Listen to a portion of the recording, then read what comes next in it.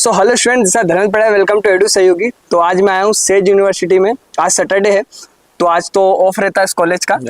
But मैंने उमेश को specially call करके बुलाया है ताकि मैं उससे जान पाऊँ कि इस कॉलेज की जो मार्केटिंग होती है सेज यूनिवर्सिटी की, आप लोगों ने अलग अलग प्लेटफॉर्म पे बहुत ज़्यादा मार्केटिंग देखी होगी, तो जो मेट एक्सपेक्टेशन होती है स्टूडेंट की, तो वो रियलिटी में कितनी है अकॉर्डिंग टू मार्केटिंग जो की गई है उसके हिसाब से, और वो एक ऑन गोइंग स्टूडेंट ही बता सकता है। तो अपन जानने की पूरी कोशिश करेंगे। तो ये उमेश है। उमेश, अपना थोड़ा पूरा बताओ इंट्रोडक्शन के कौन से कोर्स में और कौन से ईयर में हो फिलहाल में। So hi everyone, my name is Umesh Malvia. Currently I'm pursuing BTech in Computer Science Engineering and I'm in 4th semester right now. Umesh यार, एक्चुअली में ये बहुत कंफ्यूजिंग रहता है कि यहाँ पे सेज में कुछ कंपनीज भी रन करती हैं और कुछ कॉलेज खुद भी रन करता है कोर्सेज, तो इसका क्या कॉन्सेप्ट है दोनों का? Okay. सो बेसिकली सर ऐसा है, सेज के थ्रू काफ़ी सारे कोर्सेज यहाँ पे रन हो रहे हैं एंड काफ़ी सारी कंपनीज के साथ भी MOU है, like Sunstone, I Nurture and Masai, जिसमें मैं अभी मतलब मेरा कोर्स चल रहा है। सो इन कंपनीज के साथ MOU साइन इसलिए होता है क्योंकि कहीं ना कहीं सेज जो है इंडस्ट्री लेवल का करिकुलम नहीं दे पा रहा है। जो ये कंपनीज है ये इंडस्ट्री लेवल की टीचिंग दे रही है अलॉन्ग विद अपडेटेड करिकुलम, जो कि MOUs होते हैं, उसी के थ्रू ये सारा करिकुलम उनका अलग से डिजाइन किया जाता है। So that's why says in companies के साथ टाइप करता है ताकि बच्चों को लेटेस्ट अपडेटेड जो करिकुलम है वो पढ़ाया जा सके। ओके, लाइक इंडस्ट्रियल जो एक्सपीरियंस होता है वो कंपनी प्रोवाइड करती है और कॉलेज जो वो एकेडमिक चीजें पे ज्यादा फॉलो करता है। ओके, और फॉर टेक्निकल स्टूडेंट, अगर we are technical student, so we need to like experience और industry level experience like that. So industry level experience is definitely required, specially if you are going for placement. So the best advantage of like signing MOU with this companies is they provide industry level curriculum along with experience. So वो उस level का curriculum follow भी कराते हैं और आपको उस level की चीजें भी पढ़ाते हैं ताकि आप जब प्लेसमेंट में जाए तो आपको प्रॉब्लम ना हो। ओके, सो थोड़ा सा ये तो हो गया सेज के बारे में और कंपनीज के बारे में। अच्छा, तुम्हारा 12th में क्या परसेंटेज था? जेई दी थी तुमने, और कैसे इस कॉलेज में एडमिशन लिया है, और कितनी रिसर्च की थी एडमिशन लेने के पहले? और जब ऐसा रहता है ना कि 12th का एक बच्चा रहता है तो उसकी कॉलेज को लेके बहुत ज्यादा अलग अलग माइंडसेट रहते हैं, ठीक है, एक्सपेक्टेशंस रहती हैं। फिर जब वो मार्केट में सर्च करता है तो उसको अलग अलग चीजों का एक्सपीरियंस होता है, फिर उसको रियलिटी पता चलती है।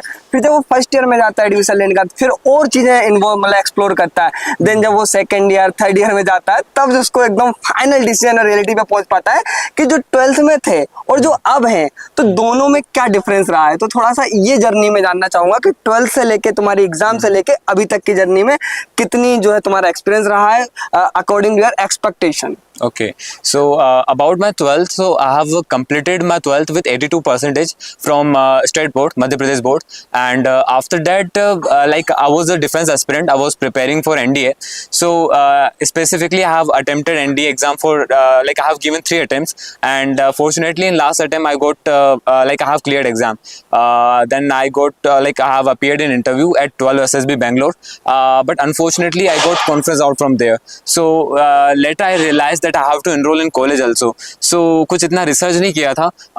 फिर मैं सर से मतलब इनका यूट्यूब पे चैनल था, सो मैंने वहाँ पे इनके वीडियोस देखी, कॉलेज के रिगार्डिंग सर्च किया, देन आई कॉन्टेक्टेड हिम। सो फिर मुझे पता चला कि व्हाट एग्जैक्टली थिंग इज। मैंने जेई भी अपेयर किया था साथ में, but like I was preparing for NDA, तो मैं जेई के लिए इतना ओरिएंटेड नहीं था कि मुझे जेई देना है। तो मेरा जो परसेंटाइल था इतना अच्छा नहीं था, कुछ 75 परसेंटाइल के समथिंग था।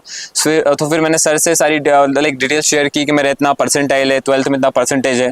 सो फिर मैंने बोला कि मुझे एक कॉलेज में एनरोल करना है और बीटेक में एनरोल करना है ताकि मेरे पास एक सिक्योर बैकअप ऑप्शन होगा अगर मैं डिफेंस में नहीं हुआ तो। सो फिर सर ने मुझे इन्फॉर्मेशन शेयर करी कि ऐसे तो काफ़ी सारे कॉलेजेस हैं, इट्स अप टू यू कि लाइक आपको कौन सा कॉलेज चाहिए। सो फिर उन्होंने मुझे काफ़ी सारे कॉलेजेस के रिगार्डिंग बताया, उनके करिकुलम के रिगार्डिंग बताया, एंड फिर उन्होंने मुझे सेज के रिगार्डिंग बताया कि अब सेज भी एक अच्छा ऑप्शन हो सकता है अगर आप एक बार एक्सप्लोर करें तो।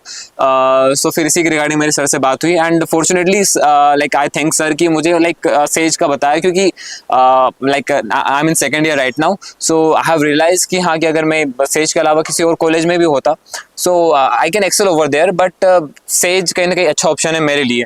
ओके तो ये डिपेंड करता है स्टूडेंट के ऊपर। हाँ। जरूरी नहीं कि तुम्हारे लिए सही ऑप्शन अच्छा है तो किसी और के लिए भी हो, या फिर उसके लिए कुछ अच्छा दूसरा ऑप्शन भी हो सकता है। तो True. ये पूरा का पूरा प्रोफाइल एनालिसिस के ऊपर रहता है, जैसे Yeah. According your JEE marks, according your financial condition, और भी कुछ कुछ चीजें कंसिडर की जाती है, सहयोगी में बताते हैं और सारा का सारा प्रोफाइल एनालिसिस करके कंप्लीट गाइडेंस प्रोवाइड करवाते हैं। ठीक है, अब जैसे थोड़ा सा बात करते हैं यार, इस कॉलेज में एडमिशन में बहुत ज्यादा दिक्कत है, मतलब कंफ्यूजन है पूरा का पूरा है कि यार प्रोसेस क्या होती है। क्योंकि यार एक तो होते हैं आरजीपी वाले कॉलेज जो कि एमपीडीटी से एडमिशन हो जाता है, फिर कुछ आते हैं प्राइवेट कॉलेजेस जिनको डायरेक्ट एडमिशन होते हैं, बट यहाँ पे कुछ कंपनीज भी हैं, उनकी अलग प्रोसीजर है एडमिशन की, सेज है उसका अलग प्रोसीजर है, हर कोई यहाँ पे एडमिशन करवाता है। टू बी ऑनेस्ट मतलब मैं यहाँ पे मतलब ये नहीं करना चाह रहा हूँ कि कुछ हाइड रखूँ कुछ भी, मतलब एकदम नेचुरल बात कर रहा हूँ मैं यहाँ पे, तो ये कंफ्यूजन तो होता ही होता है। तो बेस्ट वे क्या है एडमिशन लेने का यहाँ पे?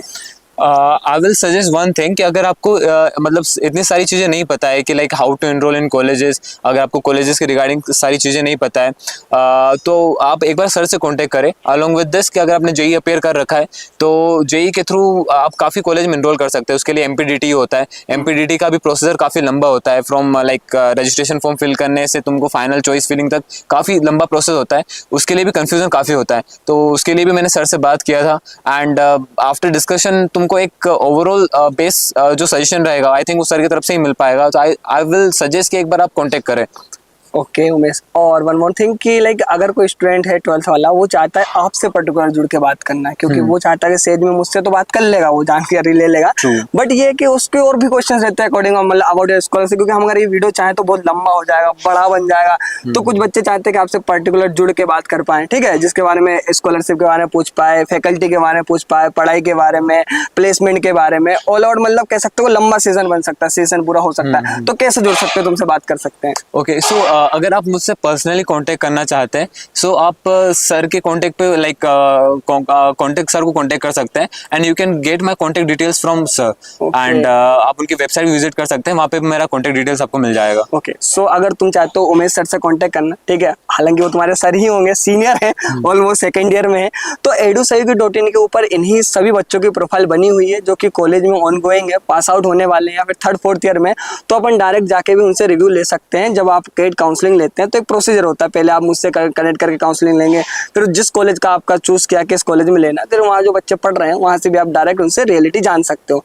तो ये ओवरऑल था सेज के बारे में, और सेज की पूरी प्लेलिस्ट बनी हुई है जहाँ पे डिटेल से एक एक चीज बताई गई है, तो आप उसको भी एक्सप्लोर कर सकते हो। ठीक है, मिलते हैं नेक्स्ट वीडियो में। Thank you Umesh and thank you all. Thank you sir.